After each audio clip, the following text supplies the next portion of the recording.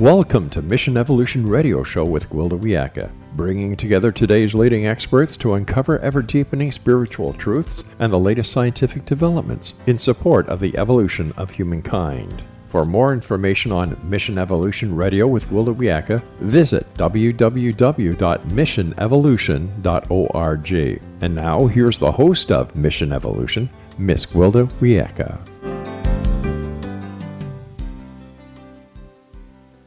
Hello, dear friends, and welcome to Mission Evolution Radio Show, where we share innovative thoughts and explore deepening truth in support of the path to unity and enlightenment. I'm your host, Gwilda Wiyaka. This hour, we'll be looking at superpowers, collective consciousness, and evolution. It's difficult to look at the current global condition and not sink into despair. Between overpopulation, the resulting pollution, and dwindling resources, we've created massive problems. There would appear to be no way out, short of some sort of disaster gleaning the herd. But what if perceived overpopulation is instead the stage before unity, evolution, and enlightenment? What if each person alive today, and possibly those that are not, has a unique opportunity to participate in an emergence of collective consciousness? What if we're coming into a time of human superpowers, where solutions to this seemingly impossible situation are easily found? With us this hour to delve into the topic of superpowers and collective consciousness as they relate to evolution is Dean Radin. Dean is the chief scientist at the Institute of Noetic Sciences, an associated distinguished professor of integral and transpersonal psychology at the California Institute of Integral Studies. He earned an MS in electrical engineering and a PhD in psychology from the University of Illinois, Urbana-Champaign, before joining research staff at IONS. He has held appointments at AT&T Bell Labs, Princeton University, University of Edinburgh, and SRI International. He is author and co-author of hundreds of technical and popular articles, 46 book chapters, and 4 popular books: The Conscious Universe, Entangled Minds, Supernormal, and Real Magic. His website, deanradin.com. Dean, thanks for joining us on Mission Evolution. It's my pleasure. So, you're the chief scientist at the Institute of Noetic Sciences. What is that institute and what does it mean? Well, our name is actually Noetic. Thank you. The word is a Greek word, nous, N-O-U-S, which means to know. And so we study ways of knowing, which involves rational and analytical ways, but also intuitive, psychic, mystical, and all of the other non-rational ways of knowing. So what we tend to focus on are experiences that are not yet well accounted for by the neurosciences, and those are primarily psychic experiences. So we use all of the tools and techniques of science, but we focus on psychic experience. That's pretty amazing. I mean, it's pretty esoteric, if you will. How are you able to study it or to pinpoint it? Well, fortunately, when it comes to experiences, science is very powerful in terms of what it can study. So just to give an example of if somebody says that they had a precognitive dream, a dream of something that later turned out to be the case and during the day, well, that can be studied in the laboratory under controlled conditions, both in the dream state and in the waking state. And the key to this is that it's under controlled conditions, because lots of people have spontaneous psychic events that happen in their lives, but you don't know how to judge the meaning of those experiences or whether they're real or whether they're a mistake or a delusion or whatever. But when you do this under a controlled condition in the lab where you set up the conditions beforehand, you can tell the difference. If it's a genuine precognition, a real telepathy, real clairvoyance, and so on.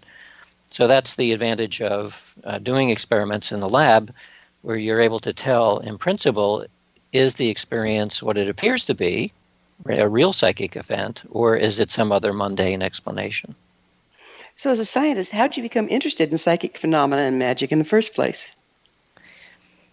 Well, I didn't know that I was interested in magic other than as fiction until about 2 years ago when I started writing my latest book, Real Magic. But the psychic phenomena part came about as a result of reading lots of fairy tales and science fiction when I was a kid.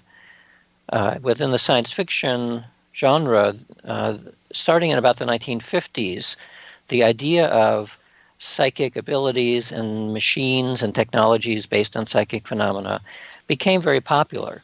So there's a whole rash of studies in science fiction that then merged into horror stories, and now we see it everywhere in the entertainment business. There's psychic things happening constantly in fiction. Uh, People a little younger than me, of course, would have been enthralled by Harry Potter and other fiction like that.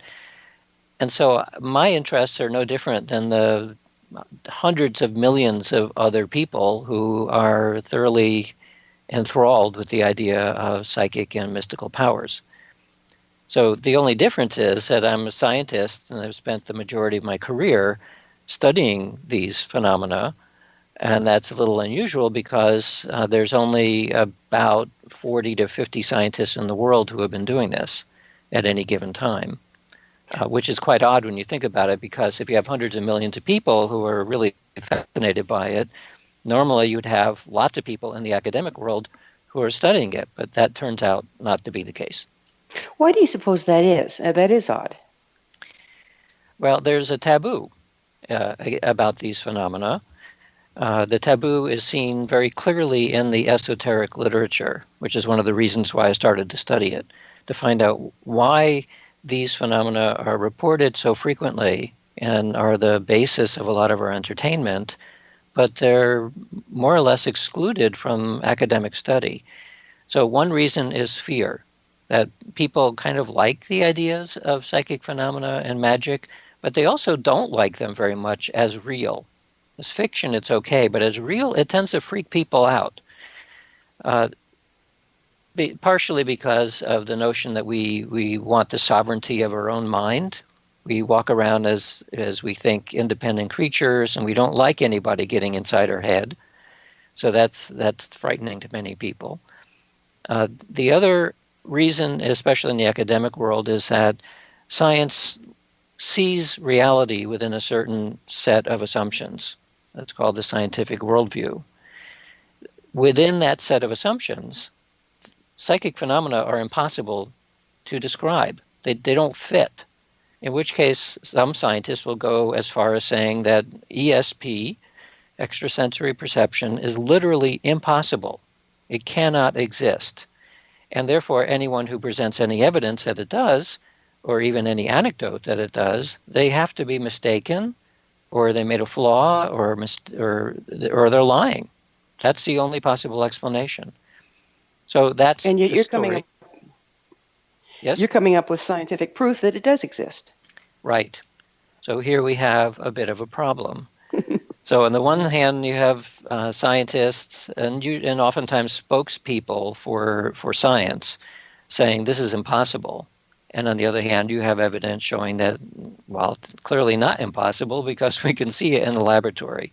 So it sets up a controversy, and academics don't like controversy. And in a simple way, that's why you don't find this very often in the academic world, because it's controversial. Well, you speak of extraordinary psychic abilities, or what you call superpowers. What are those exactly? In a sense, every psychic ability, even elementary ones, are already magical phenomena, primarily because we don't have an explanation yet that all scientists can agree to. So something as simple as telepathy or clairvoyance or precognition or forms of mind-matter interaction, all of those are already extraordinary experiences from a scientific perspective. From a ordinary perspective, meaning an everyday perspective, they're not extraordinary at all. In fact, we did a survey recently to ask people of 25 different kinds of psychic ability, the way that these phenomena tend to manifest in different ways. Of the 25, how many of them have you ever had experienced personally? So we asked the general public.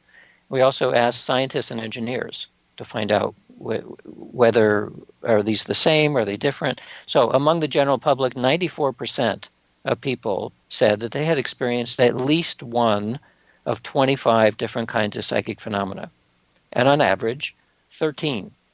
So this is not unusual. A lot of people have had lots of experiences of this type. So then we asked the scientists and engineers the same question. So what percentage of scientists and engineers would you say had experienced at least one of 25? What's your guess? Me? Oh, gosh. I would say probably 85, 90%. Very good. It was 93%. What that tells us is that while scientists and engineers don't talk about this very much, they have the same level of experience as people who are not scientists and engineers, which is not surprising because they're all human. So we're talking about a very common type of human experience that, for historical reasons, is just not allowable within the academic system. So I think eventually it will be. We just happen to be in a strange point in history where some things are not allowed to be studied. Well, this is really fascinating. We're going to have to take a quick pause, but I'm interested in talking about how that denial affects us and our abilities. So on the other side of this pause, Dean and I will be back to discuss this. You're listening to Mission Evolution Radio Show, coming to you on the X-Zone Broadcast Network, www.xzbn.net.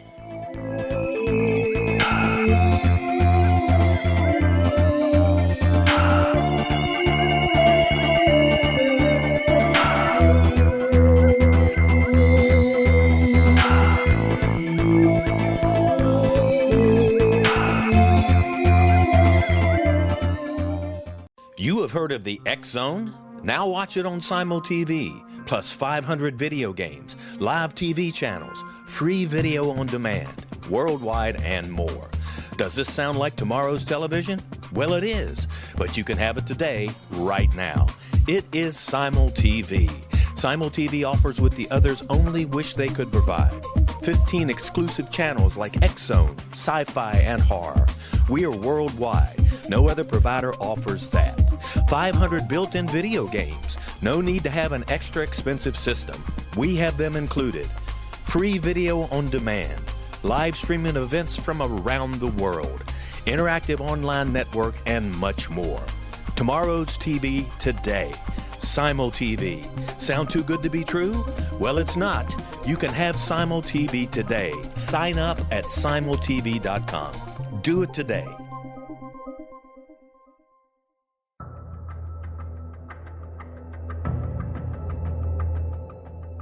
Modern Esoteric, Beyond Our Senses by Brad Olson, consummates the lifeology story about where humanity originates. It is the lost continents, the primitive wisdom, the mythos of creation, and the rethinking of ancient history as we are taught in academia. There is much more to the story than what we have been told. As this is the first book in the Esoteric series, Modern Esoteric starts at the beginning of time and accelerates up to this modern age. Future Esoteric is book 2 in the series and takes a forward-looking position ahead of today with an open and honest examination of the ET issue and various unexplained phenomena. To discover the writings of author Brad Olson, visit www.bradolson.com. That's www.bradolson.com.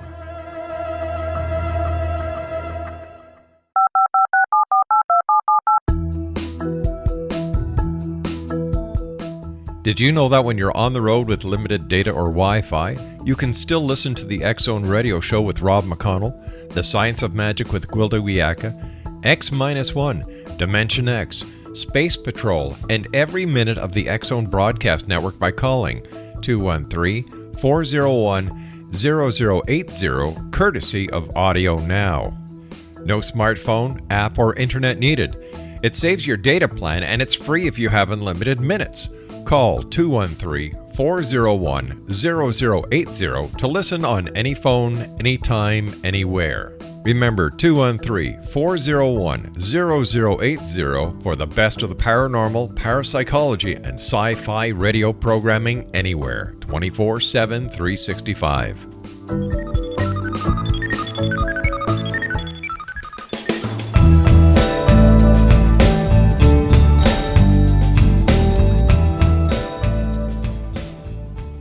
Welcome back. This is Mission Evolution Radio, dedicated to unification and evolution of consciousness.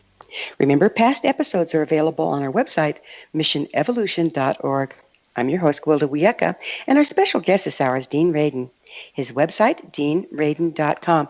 Dean, before the break, we were just talking about how many of your average people, including scientists, doctors, lawyers, whoever else, actually have a large number of psychic experiences, but that it's just not accepted and therefore it's not talked about. Now, what effect does that have in that we all have this ability and yet it's not being trained, we don't have any etiquette around it because we're in denial of it? What ramifications are happening there? Well, one simple implication of it is that we are not using a resource which we could be using. So the resource here is we're constantly faced with making difficult decisions, oftentimes without enough information to be able to make it rationally. So we have to guess in making decisions. Well, wouldn't it be useful to have people who are extremely intuitive and maybe even precognitive who can help us make decisions? So that's one area. Another is that there's a whole branch of people who are extremely adept at psychic healing, that they through their mind can help heal other people. Well, that's far outside the medical mainstream, but it works. So that's another resource that we're not using. Yet another, which was used for 20 years in the U.S. government, was through espionage. So one of the reasons why espionage, it doesn't sound very nice, but it turns out that of all of the ways of reducing problems in the world, if one side of a conflict actually does know what's happening on the other side, then they're less likely to make a mistake. Because oftentimes conflicts occur because one side doesn't know what the other's doing, and so they will attack each other out of fear. But if they know what's actually going on, then everything settles down. So there are a lot of people out there who are extremely adept at clairvoyance. Well, they could be used for that as well. So that's just a couple of examples of cases where if people with these talents were found and cultivated and honored for their ability, just like we do for expert musicians and expert athletes, the world would probably be a better place. You know, also athletes and musicians and scientists all have very reliable, tried and true training, and it's regulated. In the psychic phenomena, there isn't any. So, you know, how do you tell if somebody's good, or even if they have a gift but it's a wild card? I mean, it kind of leaves us guessing, doesn't it? It does. And so it's not that different than working with a doctor, because while doctors are licensed, their abilities range a lot from one person to the next. So you do the same with psychics and mediums. You ask around and you get recommendations from your friends, and that's about the best that we have right now. But it's true that in terms of formal training, there is no formalized certification method that's highly regarded or distributed around the world. So you buyer beware. Yeah, it also leaves the people with the gift kind of hanging, right? Right. But usually, in my experience, the ones who are really good don't have to advertise. And the fact they don't advertise, because through word of mouth, they get as many clients as they wish. Right. No, what I was talking about is if a person has a gift, but they have no place that they can get formal training, they're just kind of left on their own to develop it. Right. But it's not that difficult to find books and training programs and so on that are out there to learn more from a scientific perspective or from a practice perspective, all of these phenomena. I mean, especially now on the internet, you have access to virtually every book ever written, including all of the books that used to be completely secret. They're all available now that you can buy, or you can even download some for free or go to a library. You have the world's entire library at your fingertips. So for somebody who's motivated, they can certainly find out things. And there are plenty of places that are teaching. There's a lot of people teaching remote viewing, for example. Again, there's no standardized method. There's no equivalent of Harvard University that you can go to where you can learn these things.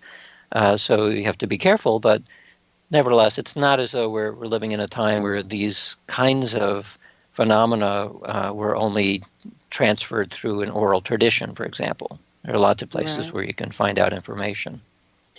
In my experience, a lot of the information that does come through some of these gifts is in metaphorical form.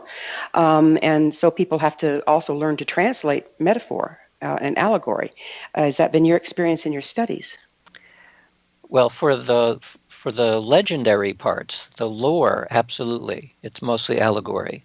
And even if it isn't allegory, it's written in language from different times and different cultures.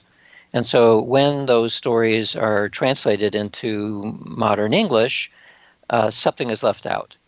So this is one of the values of looking at the historical record, especially in the esoteric lore or the esoteric traditions. And there are lots of interesting books, including the one I just finished, my latest book, Real Magic, gives a quick tour of history in terms of Western esoteric ideas. And by doing that, you can see that there's certain threads that you see again and again, different cultures, different times, going all the way back thousands of years to up to the present day. And when you can see it in historical perspective, then the fact that there's different nuances and different languages and different cultures, it doesn't matter so much because you can see that there's a synthesis that is basically the same that has been around since shamanism. So we're talking about at least 10,000 years. And it's the same general idea that just keeps repeating it again and again. Yeah, you see it enough times, there has to be something to it, right?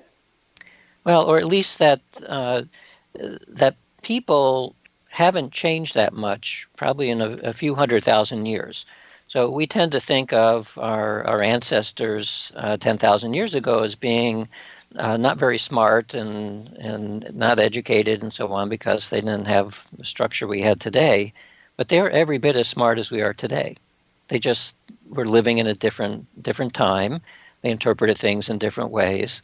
But so the fascinating part is that their experience of psychic phenomena and experience of mystical states was essentially the same as we have today. And that's very interesting because it means this is a very long-term human-centric kind of phenomenon that has repeated throughout human history. So if somebody has a mystical or even a psychic experience today, it's very likely to be almost the same kind of thing because it's before language, it's pure experience, as somebody 10,000 years ago might have experienced. Fascinating. So do you think everyone has the potential to develop psychic abilities? I think everyone has psychic abilities whether they realize it or not, because it's not an ability like you learn to play tennis. It's much more like an ability that you are aware. Well, you don't think of awareness as being an ability, and nevertheless, if you do meditation, you find that there are many, many layers and nuances to the idea of attention and awareness. So if you are sentient, you have awareness of any type, then you have the capacity to be psychic because they're not that different. If you practice at it and become more and more aware at greater depth through meditation and other methods, then your psychic ability will be improved as well. Or do you think we're entering a time in history that enhances psychic abilities? I don't think so, no. I think that psychic ability was probably much more prevalent in times when we weren't so distracted. Our ability to be distracted now is brought to a high art through constant exposure to media, through our cell phones and smartphones. And this is one of the reasons, by the way, that mindfulness meditation training is becoming so popular, that people have almost forgotten at this point what it is like to sit down and be quiet and just attend to what's happening in your mind, rather than being pushed constantly by the world, the external world, which is a distraction.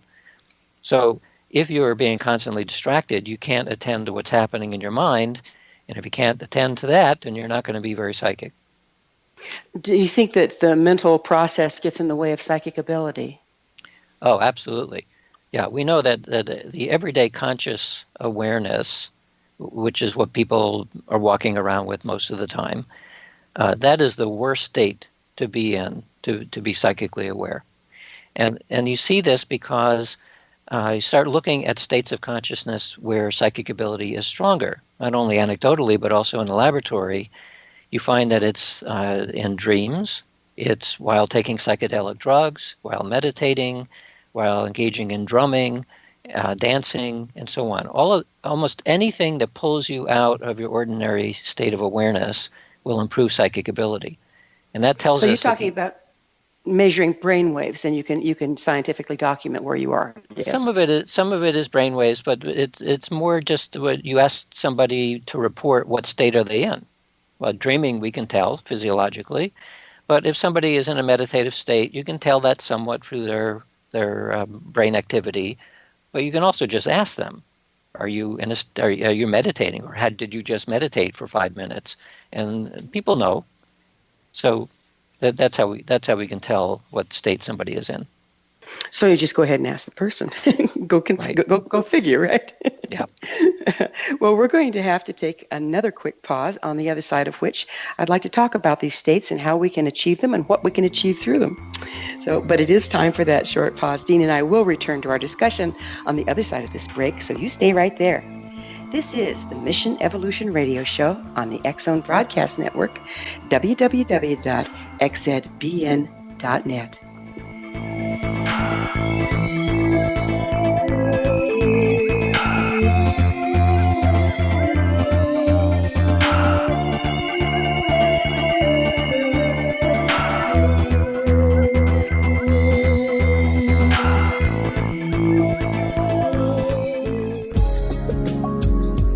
From our broadcast studios in Hamilton, Ontario, Canada, to the world and beyond, you're watching the X-Zone Broadcast Network, www.xzbn.net.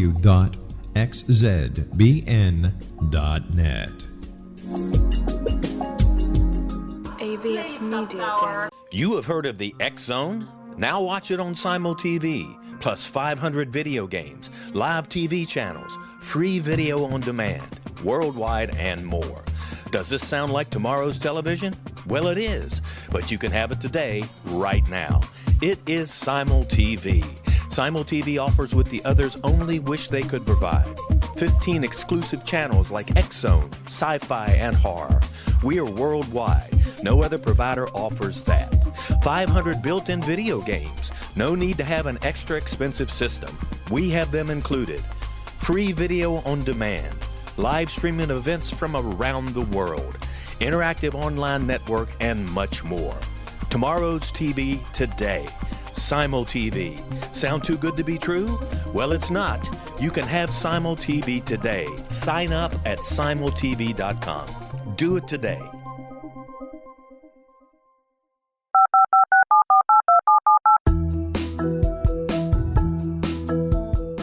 Did you know that when you're on the road with limited data or Wi-Fi, you can still listen to the X-Zone Radio Show with Rob McConnell, The Science of Magic with Gwilda Wiyaka, X-1, Dimension X, Space Patrol, and every minute of the X-Zone Broadcast Network by calling 213-401-0080, courtesy of Audio Now. No smartphone, app, or internet needed. It saves your data plan, and it's free if you have unlimited minutes. Call 213-401-0080 to listen on any phone, anytime, anywhere. Remember 213-401-0080 for the best of the paranormal, parapsychology, and sci-fi radio programming anywhere, 24/7, 365.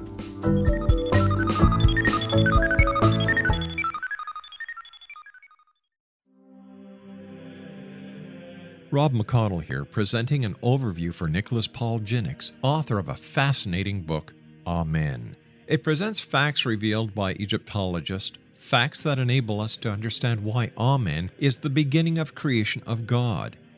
It provides recommendations for religious leaders of the major religions to unify their beliefs and teach the Word of God. Love one another. Amen informs people how mankind conceived God. It was the Egyptians that developed the concepts of a soul, a hereafter, and Son of God. And finally, after the worship of many gods, they conceived the belief in one universal God, the maker of all there is. For more information, visit www.futureofgodamen.com. That's www.futureofgodamen.com.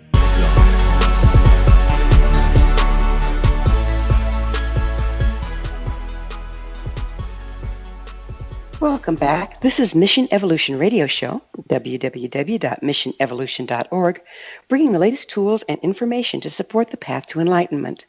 I'm your host, Gwilda Wiyaka. Our guest this hour is Dean Radin. His website is deanradin.com. Dean, we have touched in on how we can start applying this ancient skill that we've had of having non-ordinary experiences.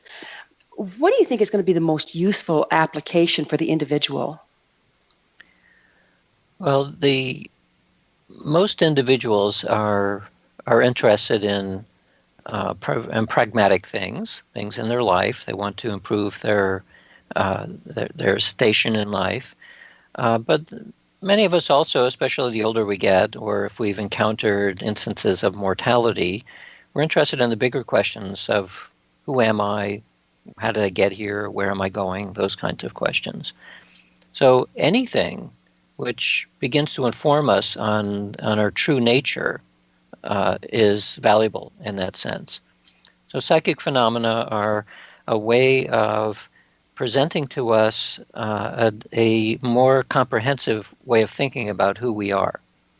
And so from a Western secular perspective, which is the training that many people have, we are machines made out of meat.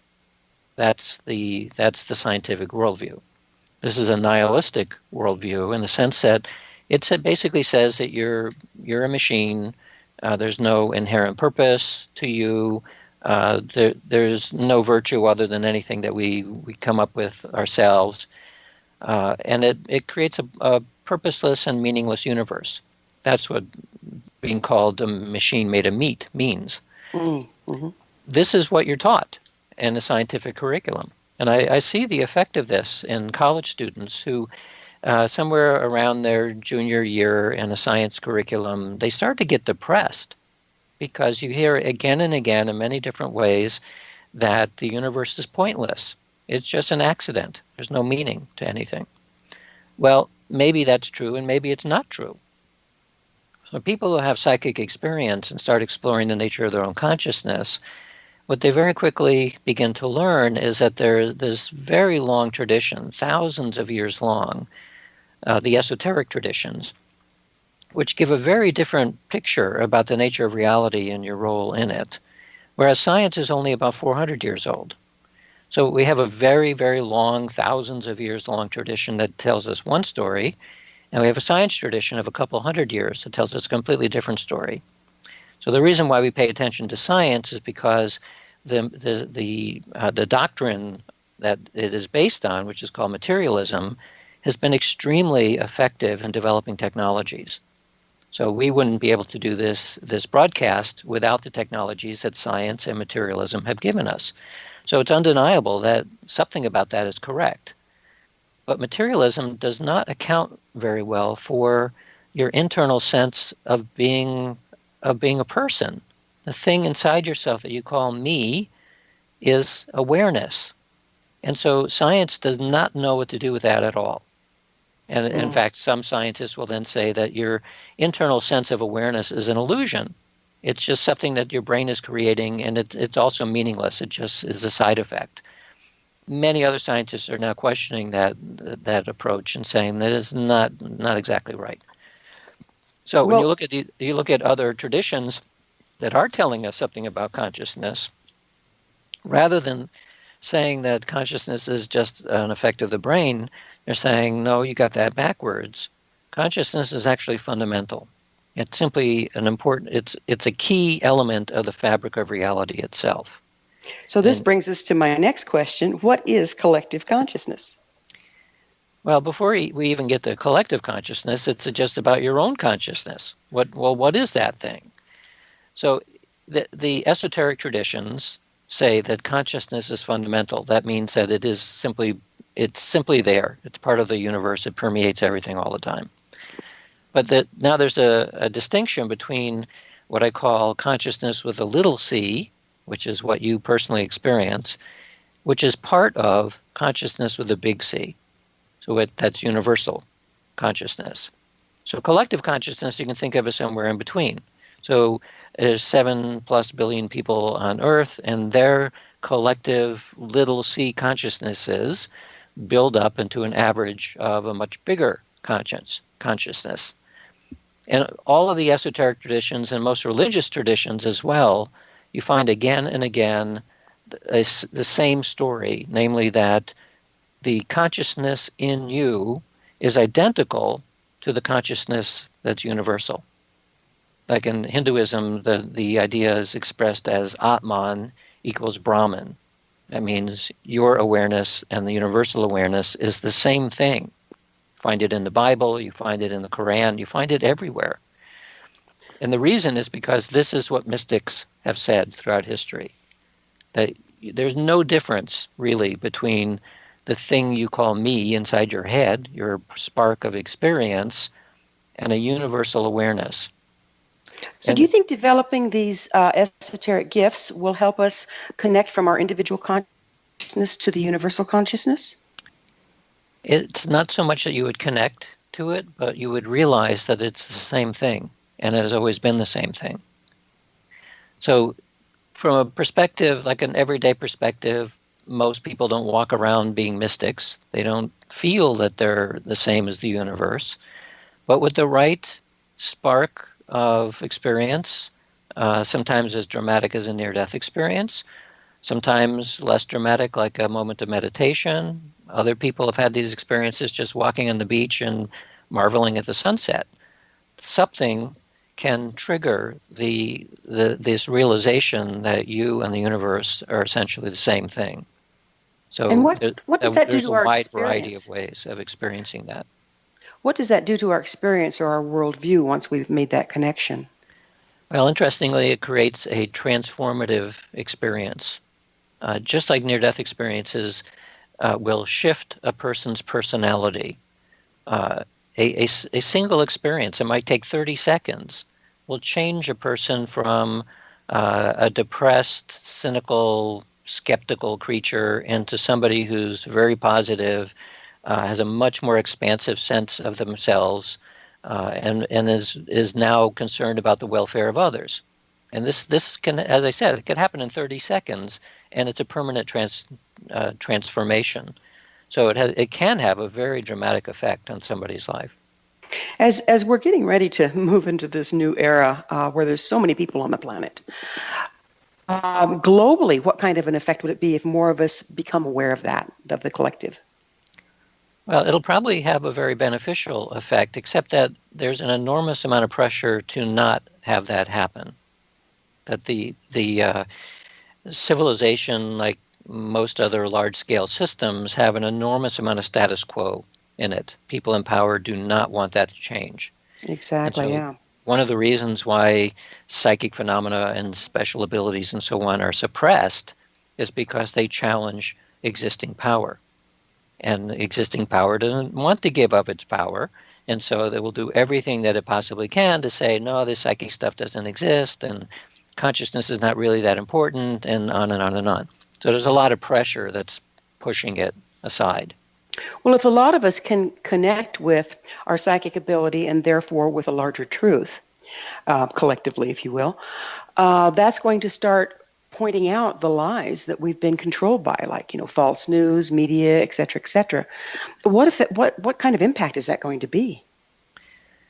Well, studies have shown that roughly 10% of the population can change civilization. You get 10% of people and they do something and everyone else will follow. In this case, if you had 10% of the population felt strongly about opening up our understanding of consciousness, it would eventually change civilization. Exactly how it changes it, we don't know. I think it would be good, but as I said, we don't actually know at this point. It's going to be fascinating, isn't it? Because I think it's inevitable, don't you? Well, it may be part of evolution, yes. It may be something that we're passing through a point in history where we happen to think this way. But things change. We've gone through many different periods of civilization where people believed in many different things. We could be going through that again now. Pretty fascinating. And we have history of when the esoteric practices were commonplace. So we have something to draw on. It's not like we're shooting in the dark completely. We have 10,000 years of esoteric history.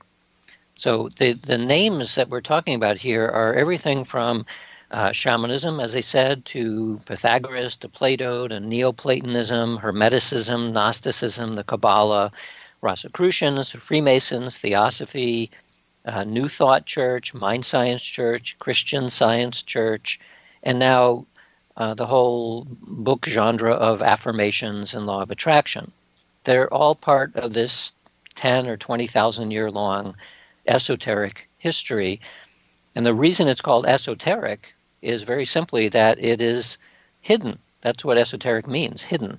And by the same token, occult also means hidden. It has gained a negative connotation for the same reason that the esoteric has. It's because power structures never liked this information. So it called it heretical or demonic even. And it's not. It's just a different worldview. It's a different way of understanding who and what we are. It's very fascinating. All that against 200 years of science, right? We're going to have to take another break. Dean and I will be back shortly, so don't you dare go away. You're listening to Mission Evolution Radio Show on the X Zone Broadcast Network, www.xzbn.net.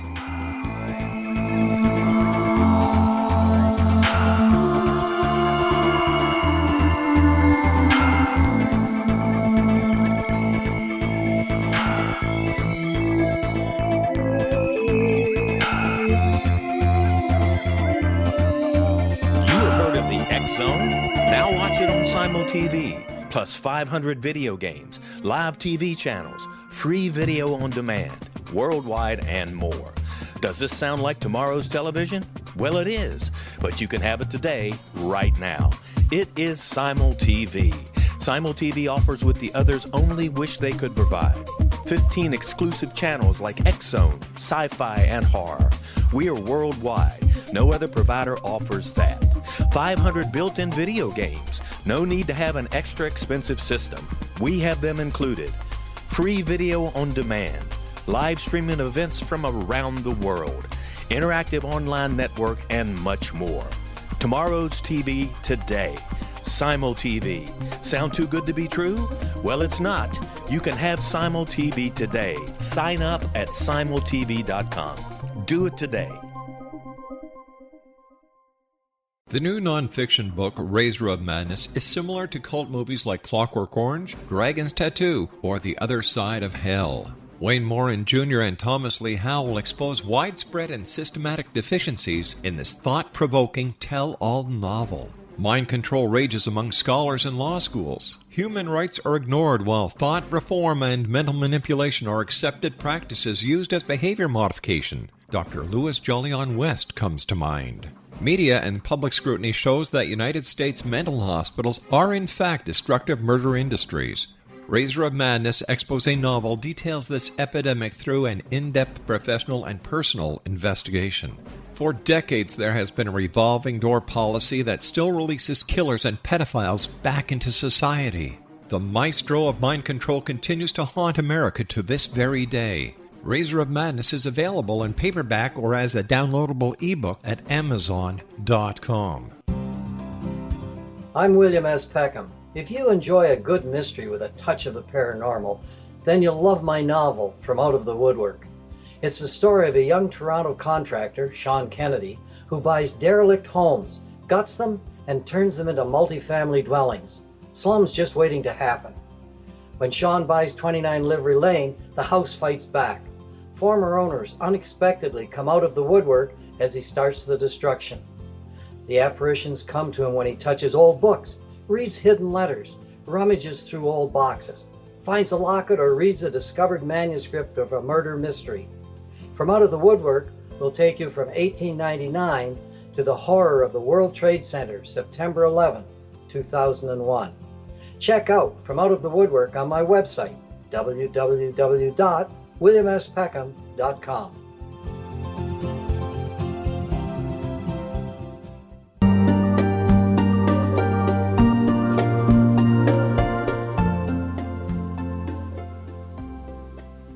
Welcome back. This is Mission Evolution Radio Show, www.missionevolution.org, bringing the latest developments to an evolving world. I'm your host, Gwilda Wiyaka.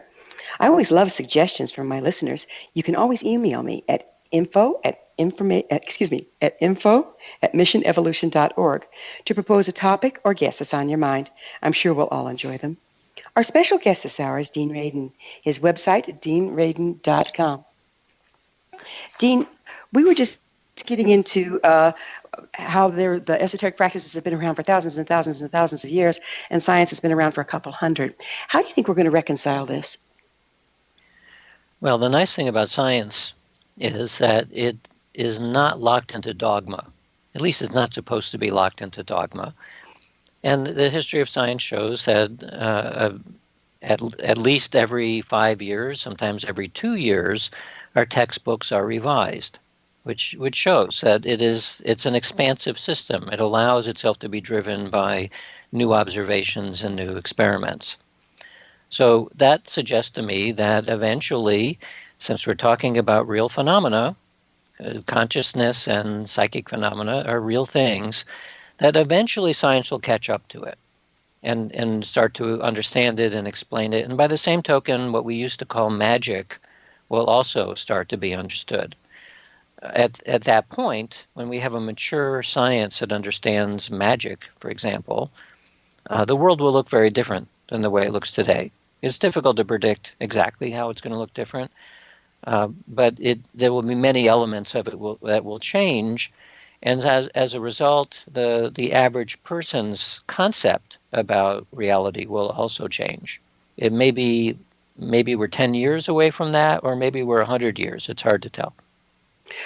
Are you of the mind that we are creating our reality by our belief systems? I think we are. Certainly from a psychological perspective, we know that your attitude depends a lot on how you experience everyday life. So that's just from a mundane perspective. But all of the evidence that I know of from studies with psychic phenomena also strongly suggests that our beliefs and imagination and expectation are shaping the nature of reality itself. And this, of course, is a very unpopular idea within science today, but nevertheless, that's what the experiments are beginning to show. That not to a huge extent are we manipulating reality, but that it happens at all is already an astonishing thing. And there's plenty of evidence that I think we do have the capacity to push the nature of reality around. So the short answer to your question is, yeah, we are in some degree participating in the way that reality presents itself. And is that manipulation happening a lot through the esoteric arts, or can it? Well, I tend not to make a separation between esoteric ideas and everyday life because it's not really separate. Our manipulation of reality is happening all the time. Every time you have a whim or a wish or an expectation, that is already pushing the world around. The only difference between somebody who's working on esoteric magic or using a psychic ability is that they're consciously trying to do it. They're doing a practice that is designed to do that very thing, but it's nothing special. And the reason I can say this is because most of the studies looking at psychic phenomena in the laboratory are done with people who don't make any special claims. They may never have had a psychic experience in their life that they remember, but in the laboratory they can still demonstrate it. And that tells us that what is going on here is not at the conscious level. It's below the level of consciousness, conscious awareness, and in which case it's happening all the time. So what if we bring it conscious and work it collectively? Well, now you have the possibility of something more interesting happening. The thing about collective ability here is that we're not dealing with something which is a linear increase. In other words, if you have one person who can do something, if you get 10 people together, you're not going to get something 10 times bigger.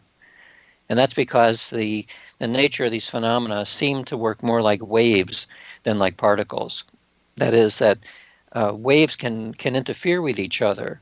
And so if you have one person thinking this and another person thinking the anti this, they cancel each other out. So if you can get 10 people who are metaphorically on the same wavelength, exactly, then you can get an increase. But if you have 9 people thinking along one train of thought, and then the 10th person is thinking, no, this is stupid, that can destroy the entire thing. So it's very difficult to get more than 2 people together who are really thinking exactly along the same wavelength. And if now you're thinking about 1,000,000 people, 1,000,000 people praying for peace, for example, it would be very interesting to survey each of the 1,000,000 people and ask them, what do they think peace means? The likelihood is that there's at least hundreds of thousands of different concepts that people have in mind when they're thinking about peace, and that just creates a big mishmash and would basically flatten out any response at all. Fascinating. So we're kind of shooting ourselves in the foot by our diverse realities. A lot depends on how clear you are. So your intention is important. Where you place your attention is also important, but it has to be exceptionally clear.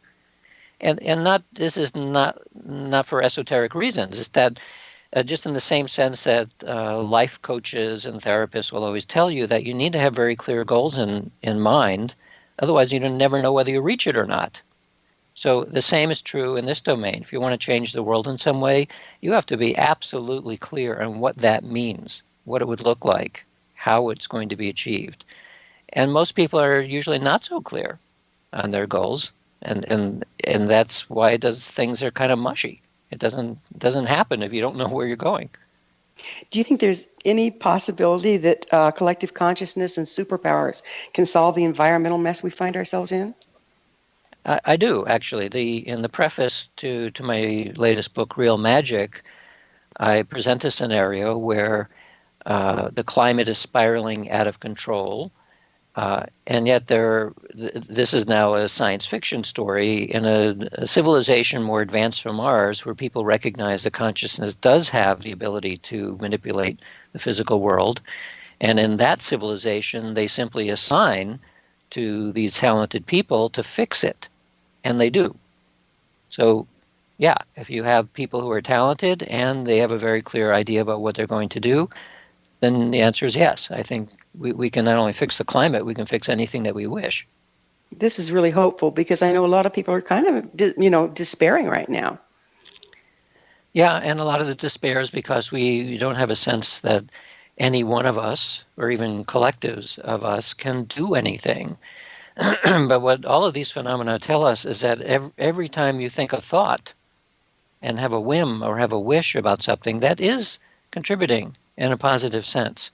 You just have to keep in mind, though, that there are also lots of other people there who have exactly the opposite thoughts. This is one of the reasons we see such angst in politics. You have people who just scream at each other. That's not going to accomplish very much. So part of the puzzle here then is to figure out a way of not continually inflaming people's emotions and fears, which is what today's media and social media is doing very effectively. It just keeps us in a churning state where we can't move ahead in a positive direction. But as I said before, if you get 10% of the population to agree on something, you can move mountains. You can reshape reality. So a lot of it comes down to programs like yours, where you try to reach as many people as you can and give them hope that with the right kind of collective agreement, yeah, all kinds of interesting things can happen. What influence will the evolution of the collective consciousness and superpowers have on our perception of reality? Well, that's an interesting question. Perception of reality and understanding of reality are slightly different. So it'll certainly have a difference in terms of our understanding of reality. Rather than being in a pointless universe, we may well end up with a model that says, no, the universe is highly purposeful. You have a place and a role to play in the universe. I think that is one of the directions we'll go. But in terms of perception, your perception of reality, I'm going to have to think about that, because that's a question I haven't been asked very often. Yeah, it's because if our perception of reality is different, it's hard to be on the same purpose, hard to direct our intention, isn't it? Well, no, not necessarily, because a mystic's perception of reality is that reality is simply one giant universal mind. Okay. It's like completely perfect. It's like a crystal that is absolutely perfect. Everything is perfect. That's one form of a perception. There are other people who perceive the universe as completely random. So that this is the reason why it's hard to answer that question, because there's so many different ways of perceiving what the universe is, that I'm not sure that narrowing it down to any one type of perception is going to cover the ballpark. It's just too big. Well, Dean, only too soon we're out of time. I can't thank you enough for coming on the show. It's been a real pleasure having you. Yeah, it's been fun. Our guest this hour has been Chief Scientist at the Institute of Noetic Sciences and Professor of Integral and Transpersonal Psychology, Dean Radin. He's the author of The Conscious Universe, Entangled Minds, Supernormal, and Real Magic. His website, deanradin.com. Remember to join our email family to stay abreast of all the exciting new things we have coming up at missionevolution.org. This has been Mission Evolution Radio Show with Gwilda Wiyaka on the X-Zone Broadcast Network, www.xzbn.net. Join us next time as the mission continues to bring information, resources, and support to an evolving world.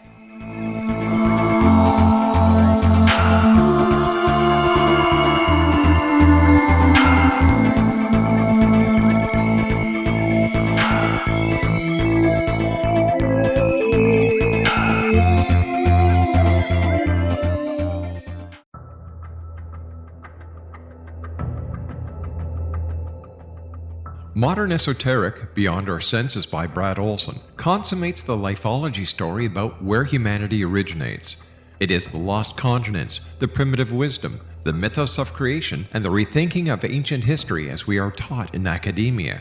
There is much more to the story than what we have been told. As this is the first book in the Esoteric series, Modern Esoteric starts at the beginning of time and accelerates up to this modern age. Future Esoteric is book 2 in the series and takes a forward-looking position ahead of today with an open and honest examination of the ET issue and various unexplained phenomena. To discover the writings of author Brad Olson, visit www.bradolson.com. That's www.bradolson.com.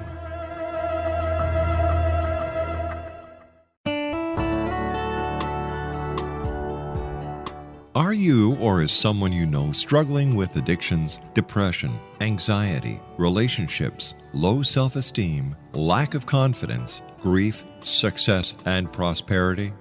Do you know that your subconscious belief plays a big role in the outcome of your hard work?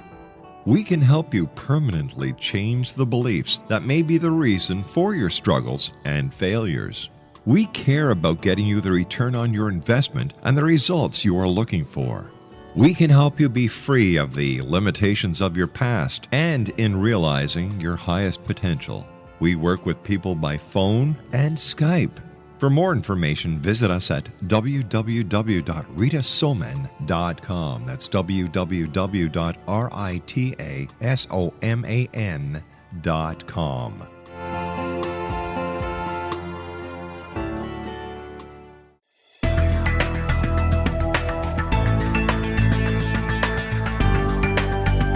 Do you think you have energy problems in your home? Do you feel better when you're away than when you're home? Joey Korn is a global leader in the world of dowsing who specializes in personal energy clearing and space clearing. He can help you create an ideal energy environment in your home no matter where you live in the world. Learn about his remote spiritual house cleaning services and much more at www.dowsers.com. You can get Joey's book, Dowsing, A Path to Enlightenment, as well as other dowsing books and tools, Kabbalah books, and Walter Russell books. Joey's work is really amazing. Go to dowsers.com right now. That's DOWSERS.com or call 1-877-DOWSING. That's 1-877-369-7464.